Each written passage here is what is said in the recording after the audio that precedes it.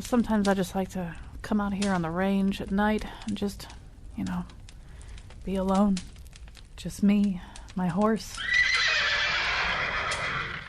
and my campfire.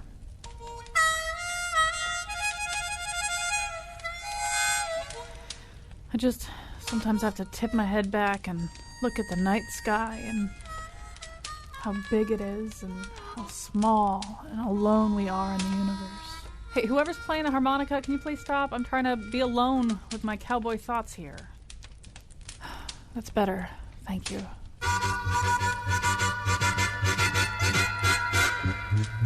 Hey, what did I say? There's a time and place for harmonicas. They're great, don't get me wrong, but not right now. Anyhow, today's show is all about the harmonica, so get ready to meet some of its greatest virtuosos. And now he was detained at JFK when his ocarina turned up in a cavity search. Colin McEnroe. Hey, do I have to come over there with my 6-shooter? All right, that's how you get the harmonica players to stop. We don't want the harmonica players to stop today, though. We have great harmonica players here. We're going to tell you about the history of the instrument, the nature of the instrument, all the different ways in which it can be played. It is referred to sometimes as the people's instrument. We'll talk a little bit about its reputation in that way. Let me just tell you who's in studio with me right now. Chris DePino's here with me. He's somebody I've known in other contexts. Has the ultimate harmonica story. He was a conductor on the train, and then he was a Republican Party chairman. And he's now a professional musician, and he plays the harmonica. Don DeStefano is with us. He's a harmonica player in the Bernadettes. Ryan Hart is the leader of Ryan Hart and the Blue Hearts. They are all in studio with us on the phone. We're going to be talking to Trina Hamlin. We had to find at least one female harmonica player, and actually it wasn't that easy to do, although there are some amazing ones. There aren't that many of them, and we might even talk a little bit about why that is. I don't know if anybody has all that great a theory, but and we're going to start out our conversation right now with a guy that other harmonica players seem to bow down to when you mention his name. His name is Howard Levy. He's a multiple Grammy Award winner, composer, and master of the diatonic harmonica. We'll explain what that is, or he'll explain what that is in just a second. But Howard Levy, first of all, what is a harmonica? I mean, if you had to explain a harmonica to somebody from outer space who'd never seen one before, what would you tell them? Is this addressed to me? Yeah, yes, addressed to you. Hi. I wasn't sure which universe I was in there for a second. Yeah, if someone from outer space was coming down, I would say it's a chrome sandwich. But seriously, it's a very simple instrument in certain ways. It just has a few components. There are these little brass reeds, and they're mounted on reed plates. There's 10 of them that you blow into, and there's 10 of them that are mounted in the opposite direction that you inhale on. It's called blowing and drawing. And these things are attached to a comb that creates little chambers between the two reed plates, and then the reed plates are covered by what's called reed cover plates. And so it's the only wind instrument that you can play blowing out on as well as breathing in on. And you can get chords and rhythms and play single notes. It's the only wind instrument that plays chords, melodies, rhythms, single notes. It's pretty amazing. Now, in your identification, you're known as, among other things, the master of the diatonic harmonica. Explain what that is. Is that something that you invented? Do I have that right? Well, the diatonic harmonica, it just means that it's not a chromatic harmonica. It's the cowboy harmonica. Here's one in C, and just plays, the C major scale and the few simple chords and rhythms and things. But what I did, being a jazz pianist, when I started playing the diatonic harmonica, I first started playing because I wanted to play blues, just like about 99% of people who start playing the harmonica. And it was invented as a German folk instrument, but one of the great accidents in music history is that if you inhale on it, it just plays the blues by itself. And then if you bend notes by changing the dimensions of the inside of your mouth, you get all these amazing bends which coincide perfectly with what you need to play blues. But what happened with me was, being a piano player, I was frustrated that all the notes weren't there, because on a piano you have all the notes, and just about any other instrument, every other instrument except the bugle, has all the notes. And so I thought, this is ridiculous. This instrument must have all the notes on it. And so I figured out ways of bending notes that I called overblowing and overdrawing that enabled me to play the full chromatic scale on it.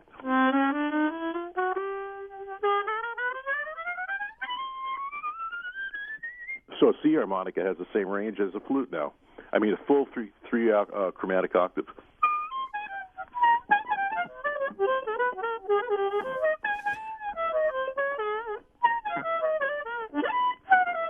So you can play everything in any key. All right. I love the way you illustrate all this stuff. This is great. Unless there's another person in the room there with you. I'm amazed that you can sort of get back and forth and do all that stuff and breathe. Well, I've got the phone in one hand, the harmonica in the other, and my coat on because I'm waiting for a taxi to take me to the airport. I'm flying to Buenos Aires, and I'm going to be playing a harmonica festival for Hohner. And one of the things that I heard you guys chatting about beforehand was the rarity of female harmonica players. There's a whole bunch of women harmonica players in Argentina and Brazil.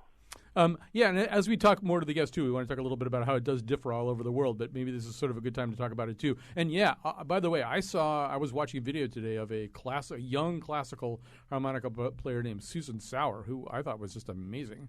So there are women who do this. And I'm going to ask you this, Howard Levy. I'm going to ask some of the other guests about this, too. The harmonica has a certain profile here in the United States. It's associated with certain kinds of rock and roll. It's kind of associated with the kind of the Dylan era in folk. It's certainly associated with the blues, with James Cotton and Sonny Boy Williamson, people like that. And there is a classical repertoire as well. Well, the classical stuff is, it was all written for the chromatic. And then you've got jazz players like Toots Thielemans, and we're going to be talking about. Right, and that's chromatic as well. Yeah. But I'm just wondering, elsewhere in the world, I mean, you mentioned you're about to take a taxi to the airport to go to Buenos Aires. Is the harmonica does it have a bigger or different profile as you travel around the world? Well, in China, it's real popular and Japan, the instrument really originated there. That was the home of the mouth organ was the Far East. And so the European-style harmonica just caught on really, really big in those parts of the world because there was a sound that was already in their culture, a different kind of instrument, but it had reeds on it and it had a hole you blew through, So, there's lots of folk music played on it mostly. Really, that's really the majority of it. And then the people who are better musicians will play classical music on the chromatic. But it's rare to find people playing jazz on a harmonica because I think that there's one really big reason why is that the instrument's invisible to the player. You can't see it. Yeah. And it's kind of abstract. And you have to visualize something in your mind to really see it, because you can't see it. And it's hard to read music on it because you can't, no one can show you, here, put your finger down and here's a C. It takes a real commitment to get past the basic structure of the instrument and to get past the things that the instrument does give you. And it does give you some really great stuff, but then to break through to the next levels of difficulty it's really too much for most people. They don't want to go through it. I hadn't thought about this as an instrument that you play, but you really can't see yourself playing it, see any part of it really while you're playing it. I'd never given any thought to that before. Chris DePino, as we were getting ready and trying to get you on this show, I think you mentioned you were just coming back from the Czech Republic. Have you been playing the harmonica there? I have. I play with László Decsi. I found that I have a little niche, and it's in Europe, and he's a very, very astute trumpet player, and I play his lines on the chromatic and get to improvise a little, and it's just joyful. Well, as you're traveling elsewhere in the world, I mean, do you notice a different? I mean, obviously Toots Thielemans, he was really kind of the king of the jazz. He's a god. Yeah, he's a god. All right, not the king. He's a god. He's Belgian. I mean, I don't know. Is this a bigger thing in Europe than it is in America, or at least maybe a different thing anyway? It's different. Yeah. Europe is more cultural. The appreciation for music is much deeper. Mm-hmm. No offense to our American friends, but it's just better in that respect. But music is music, and people like what they hear. And the harmonica, I always felt, was a pleasant instrument to hear. Mm-hmm. And it's rarely played, so when you hear it, you know it. And I'm just wondering for you, I mean, was this something, I did know you in your days as a Republican Party chairman, as a political operative. Was this something that you, was a hobby that turned into a profession? Now, what was the arc here for you becoming who you are right now? Well, we all have our own harmonica stories. I started on the diatonic, and I was a train conductor going all aboard, watch your step, tickets please, Grand Central, have a nice day. It was 1972, and by 1978, I decided I wanted to learn more about this instrument. So were you playing the harmonica On the train. On the train, just to sort of amuse yourself and the customers? Yeah. Clackety, clackety, clack. Dun, dun, dun, dun, dun, dun, dun, dun, just... Give us a little bit here. Well, this is just the diatonic. Yeah. Right? All right, and okay. so the I get it train's now. running. And then I found Robert Bonfiglio in New York City. Whoever that is. He's one of the world's greatest classical harmonica players, Yeah. and I would take the train to New York, and then on my free time, I'd study classical music on the harmonica with Robert. Huh. By the way, as we go along here, if you have questions, I mean, we do have a lot of great harmonica players here. We've got Howard Levy on the phone, and we've got some great players in the studio here. Our number, 860-275-7266, 860-275-7266. You may tweet us. That's not something that harmonicas do, but you may tweet us at WNPR Colin. Our tweet master, Greg Hill, is in the studio with us. All right, 860-275-7266. Yeah, maybe it would be interesting to find out sort of the gateway to the harmonica for all of our guests in here. So we heard a little bit of it from Chris DePino. I think we have a little sense of Howard Levy and making the transition from the piano to the harmonica. Ryan Hart, how did you wind up playing the harmonica? I have brothers that are about 10 years older than I am. So when they were in high school in the early 80s, the Blues Brothers were the big thing on TV and the movies. And one of my brothers had that first live Blues Brothers record that came out before the movie. And I found myself listening to that a lot, and I liked the sound of the harmonica. And Dan Aykroyd's no great shakes, but he was pretty good back then. And I took my Christmas money when I was about 12 and bought a harmonica, and my life has been a mess ever since. And Don DeStefano, how about you? I started as a teenager. I was really drawn to a lot of the blues rock. Actually, it was blues, but at the time I didn't know it. It was just basically a lot of the British and American white rock bands are heavily blues influenced that I really liked. I mean, bands like the Stones, Jay Giles Band. Mm-hmm. I was really turned on by Magic Dick and the Jay Giles Band. And then Paul Butterfield, of course. He was a huge hero of mine, John Mayall. And then eventually through them I discovered the real practitioners of the blues. And back in the mid-'70s, when I was in like my mid-teens, James Conant was playing a lot in Connecticut here. Yeah. And I saw him probably when I was like 16 or so at the time, one of the music festivals in the area. And I was just blown away. I mean, I had heard like Butterfield, I had heard them, but I had never seen a guy who was just so powerful. I mean, his tone and just his stage presence at the time was just amazing. And I just got so turned on by him. And actually, I became kind of like a pain in the ass to him, following him around whenever I could, try to get anything, even if he sweat on me, I figured maybe I'd pick up something from him. And Howard Levy was talking before, but there's almost a wall that you hit initially trying to play this thing, Ryan Hart. Maybe talk a little bit about that. Did you encounter the same thing? It's like it's one thing to maybe want to play even just as good as Dan Aykroyd. It's another thing to actually break through in an instrument, whereas Howard was saying somebody can't really teach you that easily exactly what to do. I had the luxury of ignorance. I was playing as a kid, and I wasn't worried about I wasn't seeing any harmonica players live. I was buying records, by the fistful, but I just played it because it was fun to do. And eventually, as I got older and opportunities opened up for me to play in high school bands and things like that, I was ready. So I never really. I'll encounter adult students. They'll come. I want to learn to play. I've been playing a little bit. Can you help me break through that wall? And I'll show them what they need to do and the amount of work, and they go, "Oh, gee, I didn't think it was that much work." And they pack it in. And I never had that. I certainly had to figure things out, but I never was like, "Oh my God, I need to get better now. I have so much to learn." Howard Levy, before we lose you to the taxi and the airplane, he just said an interesting thing, and I had wondered about this, whether the harmonica labors under a certain cultural disadvantage, or at least this kind of this idea that the casual observer has that, oh yeah, well, somebody like Bob Dylan or somebody, he wants to make a little bit more noise than just playing the piano, or maybe some singer who wants to play an instrument in addition to his singing. So the harmonica, like, how hard could it be?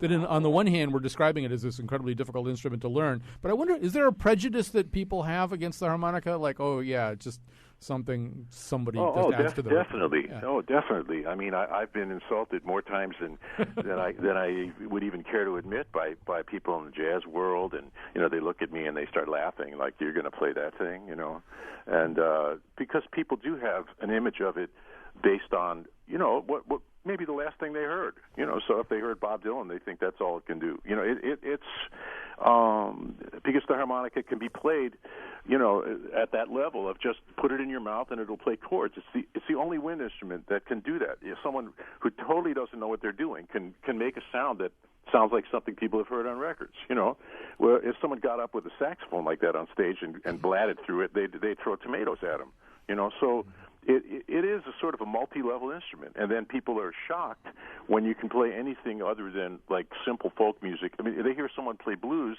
it just blows their mind because it seems impossible that you could play that on that instrument. So, yeah, oops, taxi driver's calling. Yeah, it sounds like the taxi driver. Howard Levy, so great to talk to you. Okay, guys, nice to almost meet you in. Virtual. All right. Yes. Thanks so much for joining us today. That was Howard Levy, a master of the instrument. We're going to take a break here in just a second, but maybe before we take that break, is there a way that we can maybe even sort of use the three guys in the studio just to demonstrate? I mean, it seems to me that obviously you can play a guitar a lot of different ways. You can play Segovia. You can play Keith Richards. There's a lot of instruments you can play a lot of different ways. But the harmonica really does strike me as one that's played in so many radically different styles. Right. So, Chris, can you just start out by sort of giving us a sense of your jazz style of playing harmonica, and maybe we'll go around the table here and hear a little different style each way. This is an idea this is a beautiful song by the great Brazilian composer Joe Beam, and it's called the One-Note Samba. And the reason why I picked it is because you can see that on the diatonic harmonica you could pick these one notes out, but the bridge, or when the song changes after 8 bars, goes to another section, and that's a completely whole another set of notes. In this particular case, it goes to G minor and F minor, but it starts out like this.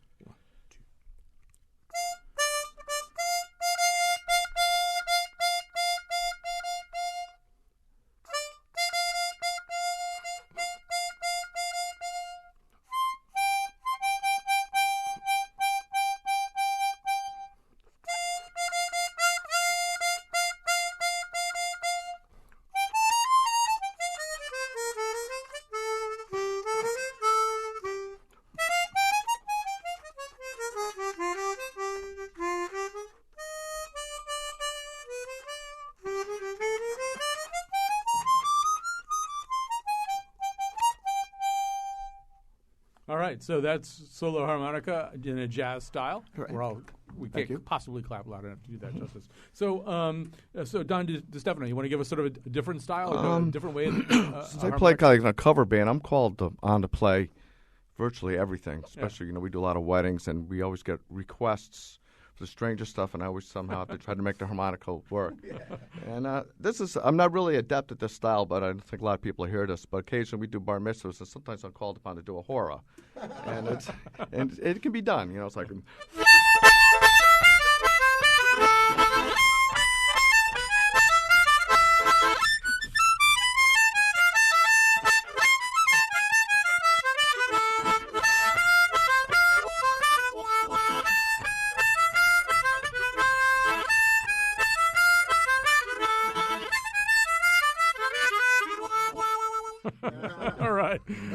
All right. They've left you plenty to work with, Ryan Hart. What do you want to give us?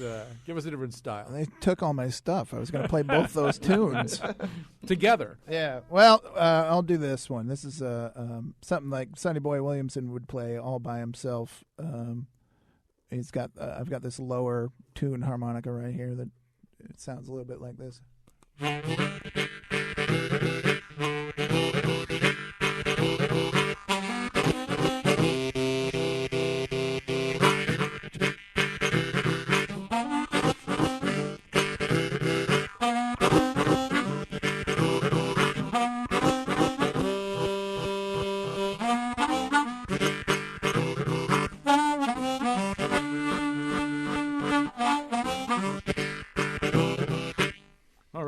Totally different key. Yeah, all right. Bravo. Grab a quick question here. This may be a question that is more up to Pino's alley than anybody else's. Let's just see. Here's Henry from Groton. Hi, Henry. Hi, how are you? Just fine. Listen, I'm loving the show. I'm a big fan of Lee Oskar. I got a record of his turned on to me by a player back in the 70s. It was called Before the Rain. And I know that he founded, maybe wasn't founded, but was a big member of the band War. I heard one of your guests say something about Belgium and Europe and the harmonica and how big it was over there. And if I remember, Lee Oskar is from somewhere over there, but I can't Denmark. remember anything else. I think he's from Denmark. Yeah. Actually, I was wrong. It's not Chris DePino. He's pointing at Don DeStefano, so Don DeStefano will enlighten you further. Yeah, I know. I've met Lee. I play similar style as he's one of my big heroes. What would you like to know about Lee? Oh, sorry, I put him on hold. Put him on hold? Oh. Anything in particular that you wanted to know, Henry? Henry gave up. All right. So what we're going to do here is we're going to take a quick break. As we go out, you're going to hear Howard Levy playing Amazing Grace. When we come back, we'll add one more voice to the conversation. Trina Hamlin. I want to talk a little bit about the gender barrier in harmonica. I don't know if there is one, but there don't seem to be that many women players.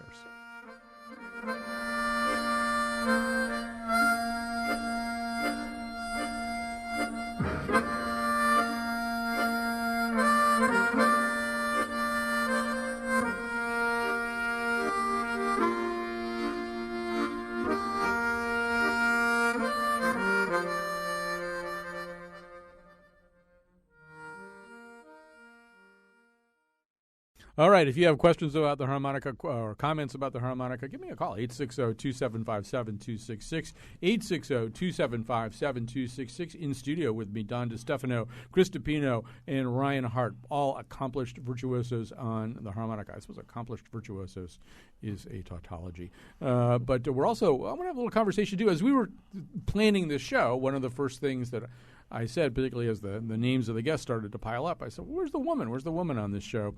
And I started asking around, asking other musicians who played the harmonica. And there are some really fabulous women harmonica players, but I think proportionately they're a smaller group than they are in a lot of for a lot of instruments. So anyway, joining us right now is Trina Hamlin. She's an independent touring musician who is, in fact, known for her harmonica playing. So Trina Hamlin, first of all, let's ask that big question. Any theories about why, in fact, women aren't as prominently featured on the harmonica as they are on so many other instruments? To be honest, I hate to say, I wish I had the definitive answer, but I actually don't. Mm-hmm. There's actually no reason. I mean, in one sense, you would almost think I came to it through singing. Mm-hmm. I'm a piano player, I'm a guitar player, but I am a percussionist, and I came through it from a vocal end. And maybe, I don't know, Howard came through piano, I guess. Mm-hmm. There's absolutely, except for the fact that most of the players that, have been kind of reigning over the instrument all these years were men. But there's really, except for, Big Mama Thornton and Minnie Wallace back in the day. But otherwise, yeah, you're right. They don't publicize it. Yet there's a website called harmonicas.com, a blues aficionado named Norm Davis created this because he had the same question. He's like, where are the women? And he dug up about, I would say there's at least 150 names, and I know there are a ton more than that. Yeah, and I do recommend if people want to hear a certain kind of virtuosic playing, just on YouTube, check out Susan Sauer, Sauer. I think she's German, very young, playing classical repertoire. Yeah, really. I've seen her on YouTube. Yeah, Piazzolla stuff, and she's really, really good. So Trina, as somebody who sort of comes out a little bit more of the folk and singer-songwriter background, on the one hand, I think Don DeStefano was saying earlier, talking about Paul Butterfield, one of the first people to kind of really introduce the harmonica to blues rock, and the fusion of those two genres. And at the same time, you've got Bob Dylan, one of the people in introducing it to folk. But Dylan, I don't know. First of all, is Bob Dylan a good harmonica player? I can never tell. No. No. You know what, though? Hold on. When I first started playing, I have to admit I could not stand to listen to the man. It was one of those things where I think, Chris, earlier you said, harmonica's a pleasant sound you want to hear. But it's really not the case all the time. There's so many moments where you're like, what the hell is that? Anyway. But now that I go back and listen to Dylan, yeah, sure, he's messing around. He can't play, he's not playing fantastic scales, but he's quoting weird melodies within what he's doing. I'll give him credit for that. I mean, he's sloppy in a certain way that works for him. Would I consider him, among you guys and all of us on the panel?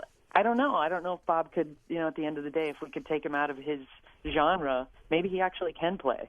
But that's what he feels he needs to do for what he's doing. Heads are shaking here in the think? studio. I think Bob Dylan proves that you can play an instrument for 60 years and still be absolutely horrible.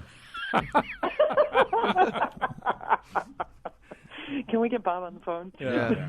we try every day. Every topic he would have something to say. So let me ask you this too, Trina Hamlin. Was it the case also that I'm assuming what happened with you is, as you were sort of saying, first you're a musician, you play guitar, you sing, maybe you want to add harmonica. Was there sort of a moment at which you felt courageous enough to add that in terms of a public performance? I mean, maybe you didn't want to sound too much like Bob Dylan. Maybe you really wanted to. How did you know when you were ready to play the harmonica in front of other people? You know what? I don't think I knew. I had really good friends that were, I'm going to say, unintelligent enough to let me on stage with them at any moment's time. So I'd probably started playing maybe 2 months in, and somebody was like, "Well, just play." So I just started playing. I had enough musicality that I could find something there and make it work with what was going on. But I had friends that were jamming on reggae, so I would try to play with them, and I'd play, with whatever. But that was up in Boston, and it was great. And so there wasn't really a time frame. I just hyperventilated a lot in the beginning and wandered around and played. I tried listening to the blues players, and it confused me because, like Howard said, you can't see the instrument. So to listen to somebody who actually can play, you look at that instrument and it's mind-boggling. At least, I want to ask the panel a little bit about this too. Even she said hyperventilated, and I sort of wondered about that. I mean, is it obviously, as Howard Levy was saying at the beginning, it's the only instrument you can play breathing out and breathing in, but it also means that you really don't have any luxury breath, right? So is that something you have to learn? I mean, do you, Yeah, anybody. I think because of the layout of the instrument, you can actually keep the music going longer than I can. On a saxophone, you can only hold a note for so long, and then you got to take a breath. Whereas you can just stick the thing in your mouth, and as long as you're breathing, it's making music. Robert Klein used to do that thing. Robert Klein used to do the thing where he said that you should use it in intensive care. Right, units. So you can just tell that the patients are breathing. Just put the harmonica in their mouth. And when they die, it sounds nice. And ironically but true, it's actually a very proven medical therapeutic instrument. It's being used a lot now for. I've gone into schools and some medical institutions and taught, because it's for anybody recovering from anything respiratory. It's the best way to get them to breathe in and out and not really think about it. Yeah, I want to talk a little bit about the history of it. I was referring to a book about it that I read that was very helpful to me anyway, kind of understanding more about the harmonica. And the subtitle refers to it as the people's instrument, which I think is something that it's been known as a lot. But who can get us started here? Who can? One of my studio guys tell me a little bit about the birth of the harmonica. I believe it was Christian Bushman in the 1830s or so who took. 1821. Okay, there you go. You've got notes in front of you. You're cheating. I do. Who took little metal reeds and put them in a box, and you could play around with it, and you just sort of make. I don't think it made music per se. It just made noise. Mm-hmm. And then a short while later, another German guy named Richter took 20 reeds, and put them in the box, and that's how we get the 10-hole harmonica that we know and love. And from there you get guys like Seidel and Hohner and for whatever reason it was Germany. And that's what they were made to play German folk music, stuff like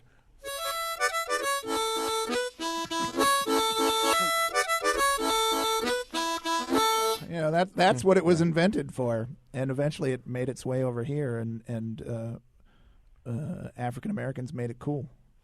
Left out one key date. 1927. And that was? The first chromatic harmonica. That was the first chromatic. All right. And once again, for people who aren't musically inclined, we're using that term chromatic and diatonic and stuff like that. So, Chris, explain what you mean. What would a chromatic harmonica be again? A chromatic harmonica has the same range as the flute, and this is why the genius of Levy, he invented how to play chromatic on diatonic by moving his breath. But the chromatic harmonica is basically a key of C harmonica with 12 holes, and 3 octaves, and a key of C-sharp harmonica with 12 holes and 3 octaves, and they're laced on top of each other. And so every hole, instead of having 2 notes that the diatonic would give you, outside the variations you can do with your breath, the chromatic would give you 4. So it would be like, and you would get the chromatic scale, which is all the black, for everybody who doesn't know music, it's all the black keys and all the white keys on the piano. Yeah, it's like you get the whole piano. And that's the Western musical spectrum. I love the fact that no harmonica player can tell you anything without illustrating it immediately. Yeah, I know. And there's actually a lot of other harmonicas, too. There's bass harmonica, chord harmonicas. Yes. You know. One of the other things that happened right away, we want to go to Maggie in South Windsor in just a second because she's got something right on point with something that Trina was saying before, too. But another thing that happened pretty early with harmonicas was getting them to soldiers. There were mouth organs, I think, that probably weren't exactly harmonicas being used by Civil War soldiers. But by the time of World War I, there are these giant initiatives. I think the British Army tried to make sure that every soldier had a harmonica. It's just like a great way to pass time. You're nodding. You know about this. Yeah, no, that's in the harmonica, I think for everyone, including me and anyone else, has always been somebody's best friend. I mean, think about it. You put this thing in your pocket, and hours and hours a day go by. Portability. Yeah. Yeah, it's a very, very small object. And a rare case with a soldier, if it's in the right pocket at the right time, it may stop a bullet. Well, there's a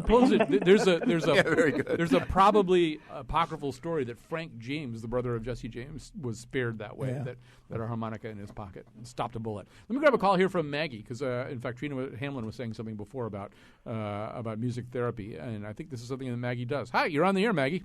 Hi, this is Maggie, and yes, I'm a board-certified music therapist, and I'm in private practice around the greater Hartford area, and I thought it was kind of cool when Kyone put on her Facebook page that you guys were going to be talking about this, and it sounds that you've already mentioned some of the therapeutic benefit of playing the harmonica, and I was just going to tell you a little bit about one of my private clients I see and how I use harmonica.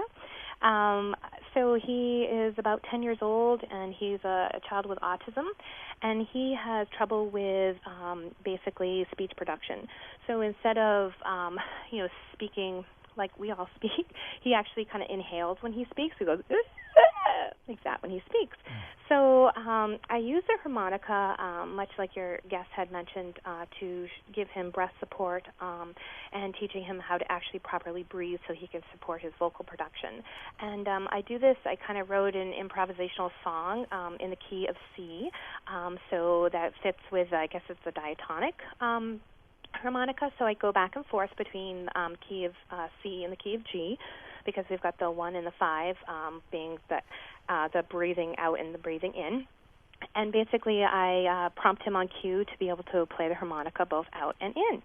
So it gives great oral feedback. I found with kids with autism, a lot of kids with autism have other oral things that they chewies and things and vibrate in their mouths, and I find that this is an excellent way to give him that feedback, and he's really motivated, and he loves it.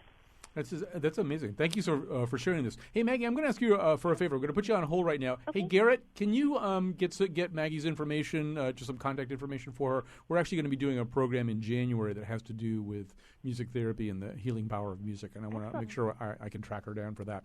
Our number, once again, 860-275-7266. Before we go on to anything else, we were talking about the harmonica in history for soldiers on the frontier, and of course there's one other frontier, that's space, and Don DeStefano was saying it's so incredibly easy, so portable, so small and portable. So Wally Schirra in 1965 actually sneaked a harmonica into his spacesuit somehow. Let's hear a little bit of that in outer space.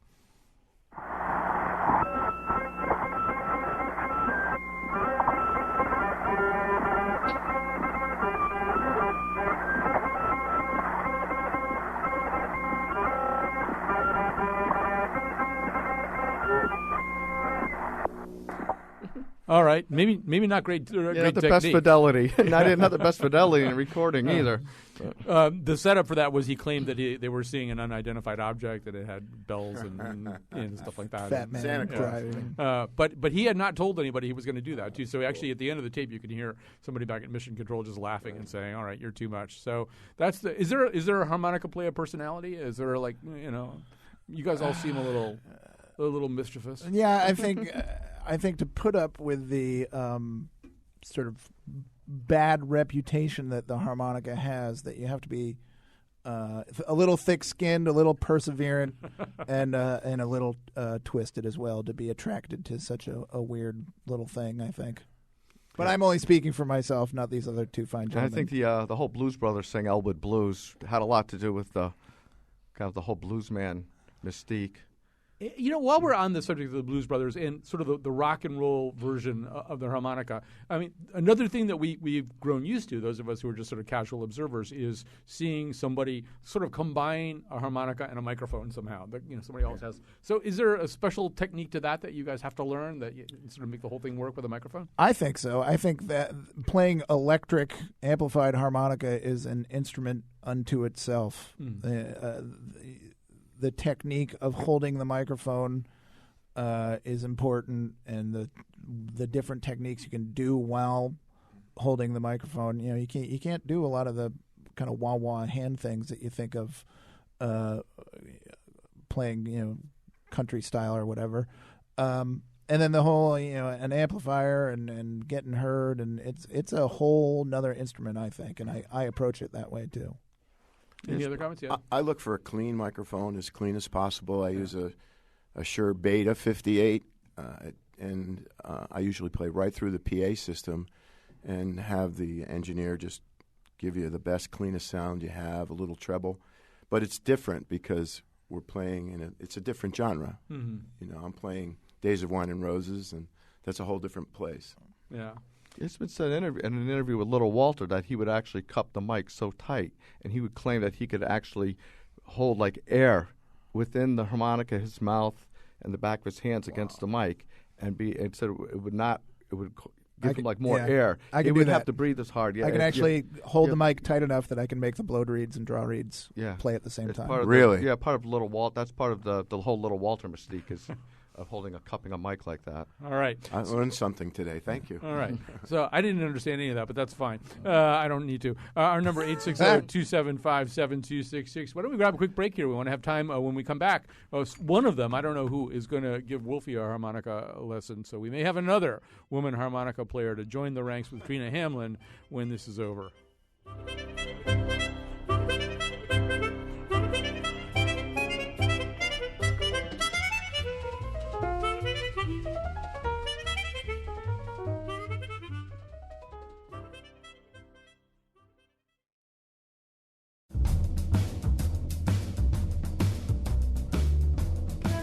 Never play your harmonica right after eating a Butterfinger. I've got a real mess here. Today's show is produced by Betsy Kaplan and me, with help from our interns Garrett Connolly and Albert Gordon. The part of Bill Curry was played by Stevie Wonder. For links, stories, and photos of the Faith Middleton Show staff playing a giant harmonica made out of laminated strips of chopped liver, please visit our website at WNPR.org. Thanks to Greg Hill for tweet mastering. On tomorrow's show, what would happen physically and emotionally if a big asteroid strikes the Earth? And now, back to Colin. We're getting ready to do a lesson here in the studio. So, and while that's happening, let me ask Trina Hamlin. Trina Hamlin. Well, I sort of had to figure out where Trina Hamlin is on my board. There she is. I want to ask Trina Hamlin, what advice would you give to somebody who's picking up the harmonica for the first time? What as Kyone Wolf gets ready to have her first harmonica lesson, if anybody's out there listening, thinking, maybe I'll try it too. What would you tell them to start out? I guess the first thing I'm going to tell, it's Wolfie? Wolfie, yeah, you can say Wolfie, yeah. Yeah. So just remember that it doesn't take as much air as you think. You don't have to eat it. Yeah. That will be keep you from hyperventilating. All right. That's my first. And how about somebody who's thinking about going out and buying a harmonica? You can probably get one for $8 somewhere, but I'm assuming that's a bad idea. Don't do it. Yeah. Don't do it. Spend like $20 to $30 at least. Yeah. Would you guys agree with that? You put it down. For your first harmonica? Yeah, definitely. Yeah. So you can get something decent for $25. Yeah, I mean, even if you're at the bookstore and you see those $5 ones and you just want to honk on it. Yeah, but it might be used. You got to be careful. Well, yeah. Just kidding. There used to be $2 at Manny's on 47th Street when I was working the railroad back in the day. And yeah, for the longest time, marine band's $5 in the 70s. And where are they now? Yeah, I 30, think 40 my bucks. first one in, let's see, 1987, 86, was like $12, and now they're $50. So all right. So over the course of the history of our show, Kion Wolf has gotten lessons on the ukulele, the banjo, and the spoons from various virtuo players who have been here in our studio. She always seems to be able to figure out how to do it pretty well. But this is a new frontier. So who's our main coach? Is Don going to be? I guess I volunteered for this. Okay. So tell her what to do. Well, first thing, always try to learn to breathe from your diaphragm. Breathe from your gut. You'll see a lot of people when they first start, they kind of like try to push air in and out with their cheeks, like going.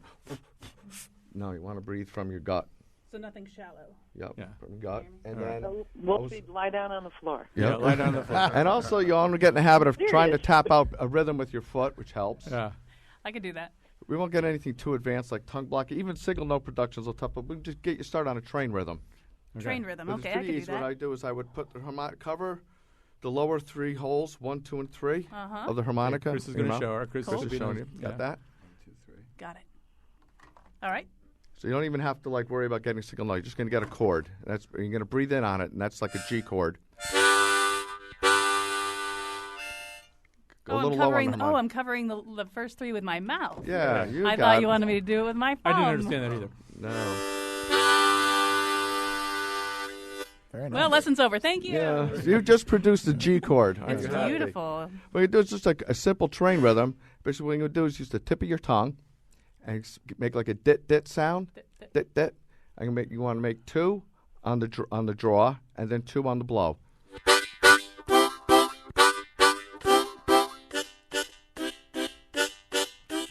There you got it. You got a train going. That's it. Hey. The conductor is joining in with her.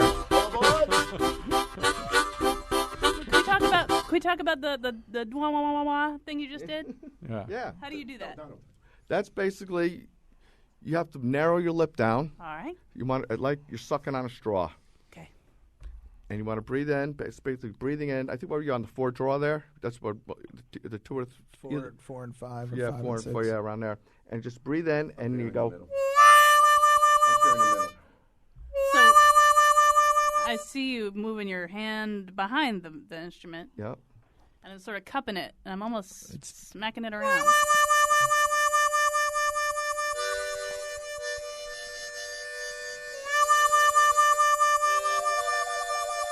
You know what's great about radio is that nobody knows who's doing the right thing. Yeah, we could actually we could sell easy harmonica lessons. That's right. That's right. Just look at that. She knows nothing, and in 5 minutes we'll have her playing jazz like Chris DePino. At the end of the show, we're all going to rock out. I'll take the lead, okay, guys? All right. So that actually was very impressive. Yeah. I don't think. Thank you. Well, I like that Trina told me to lie down on the floor. I like that. If you lie down, that's What was that, Trina? Yeah, say that again, lie Trina. down on the floor, the only way you can breathe is from your diaphragm. You aren't going to be like you'll breathe properly. Just try it sometime. I'll try it And tonight. actually, it's very difficult to learn to play from your diaphragm when you're sitting. I always get my students to. It's much easier to do it when you're standing. And once you learn how to do it, and you've trained your muscles and your diaphragm to do it, you can do it sitting all the time. But as a beginner, you definitely, like she said, either lying down or standing up. You find it much easier to be able to breathe from your diaphragm. You know, one thing I wanted to ask you that we sort of didn't cover, although we keep alluding to it in different ways, is how harmonica players judge other harmonica players. In other words, I was coming back from a gig in Mansfield on Sunday, and without really thinking that I was going to be doing a harmonica show, I happened just to throw in one of my Stevie Wonder's greatest hits CDs, and I listened to him play, and he really sounds to me like an amazing harmonica player. He's God. He's another. He's him and genius. Two Salmons. Yeah, he's a genius. Absolutely I genius. love Stevie Wonder's like probably my all-time favorite. But how do you judge just the way any music fan would judge, or are you looking for different things in terms of technique or what you know they can do? It depends what they're playing, you know, and I could say this affectionately, gratefully. The 2 people in the room here, and I've listened to Trina online, are fabulous players, and so the music is sweet, and that's the measure of the musician. But Chris, when you say Toots Thielman is a god, I think was your original term. Right. I mean, there are other jazz harmonica players. Yes. Although one thing about him is, even if you're a rock and roll fan, at a certain point, groups like Steely Dan and they started recruiting him too. I started seeing his name on liner notes for really cool jazz-oriented rock CDs. But is it, once again, are you just judging him the way you judge any soloist on any instrument, or is there a specific thing that he's doing with the harmonica? Well, a lot like Howard Levy, he invented the jazz language on harmonica in innumerable ways. And he's 90 years old. He lives in Belgium, Toots Thielmans. And everyone who plays chromatic harmonica is a direct descendant of him. So, and he's a genius. He was a recording instrumentalist, a guitar player, and an absolute genius because he always found the right note. He was the whistler on the old Irish Spring that's commercials. Right, yeah. No, it's the Old Spice, I think. Or Old Spice, either way. Yeah, and Toots is such a huge figure in jazz. He was the first, and really still 70 years later, there's still only a handful. It's hard to be a jazz harmonica player and not sound like Toots Thielman. And just like blues, there's a lot more blues harmonica players than there are jazz harmonica players, but it's still hard to play blues harmonica and not sound like Little Walter or James Cotton. And if you're a diatonic overblow guy like Howard Levy, and there's a whole bunch of Howard Levy's guys trying to play like that, they sound like Howard Levy. And the few that have their own style, that have their own sound within those genres, are the guys that really, I think, have done something new and really stand out and don't sound like everybody else. And Don, from my ignoramus perspective, I thought one of the things that jumped out at me, even just listening to Stevie Wonder on Sunday, is he almost sounds more like a jazz guy playing in a rock and pop idiom. In other words, he's playing kind of the way Chris played at the beginning, like really emphasizing the single notes. Yeah, well, he's a primarily chromatic player. He does play a little diatonic here and there, but I mean, he plays more like an R&B funk kind of context. And I mean, he's got serious jazz chops, and there are rare albums that he's done that are huge collector's items of him doing like all instrumental jazz albums, which are out of print, and harmonica players will cut the right arm off if they find him in a used record bin somewhere where he's just been recorded like in a jazz idiom. Actually, and online you can see him playing harmonica in Chicuria's Spain. There's unbelievable. A nice YouTube recording of that. And so, Trina, within the genre that you work in, more the kind of folk and singer-songwriter genre, are there virtuosos, or is it always more of kind of a complement to everything else that's being done? I think that there are virtuosos in the sense that it's just a matter of, yes, it's technical, but it's also feel. And it's not a matter of the amount of notes. It's more like, how does it feel? Is it working for you? Is it moving you? I mean, I think, how does it feel? We're back to quoting Dylan already. Yeah, right. Yeah, and honestly, even though I get put into the folk singer-songwriter line, I play primarily cross harp. I've never been a Neil Young, Bob Dylan style player just because I didn't like it. Yeah. Also the expressive bending of a voice. We want everybody to get online after the show at WNPR.org and discover all the artists that we're talking to today. We'll have stuff about them, and you're going to want to know more about their work. But they're going to go out with a little jam here. Did you guys figure out something you could all play together here as we head out? It'd be all good if you all played in the same key. When in doubt, play a shuffle in G, baby. Shuffle in G. Great. All right, here we go. Actually, I have a low tune harmonica. I'll cover the bottom for a little bit. All right, and as they're doing that, you can just start playing. But thanks to Ryan Hart, and thanks to Trina Hamlin, thanks to Don DeStefano, Chris DePino, Howard Levy at the beginning of the show, too.